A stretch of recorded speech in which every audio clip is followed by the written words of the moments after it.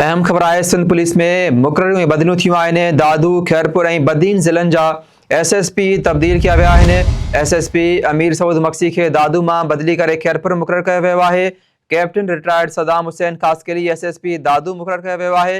Notification जारी कयो वियो आहे। SSP खैरपुर समीउल्लाह सुमरो खे हटाए बदीन जो SSP मुक़ररु कयो वियो आहे।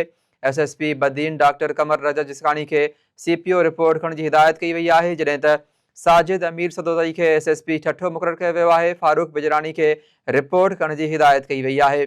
अहम ख़बर आहे, सिंध पुलिस में मुक़ररियूं ऐं बदिलियूं थियूं आहिनि।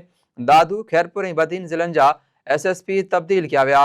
SSP अमीर सऊद मक्सी खे दादू मां बदिली करे खैरपुर मुक़ररु कयो वियो आहे, जॾहिं त captain retired Saddam Hussain Khaskheli SSP Dadu मुक़ररु कयो वियो आहे। नोटिफिकेशन जारी कयो वियो आहे। SSP खैरपुर समीउल्लाह सुमरो खे हटाए बदीन जो SSP मुक़ररु कयो वियो आहे। SSP बदीन डॉक्टर कमर रज़ा जिसकानी खे CPO रिपोर्ट करण जी हिदायत कई वई आहे। साजिद अमीर सदोदई खे SSP ठठो मुक़ररु कयो वियो आहे।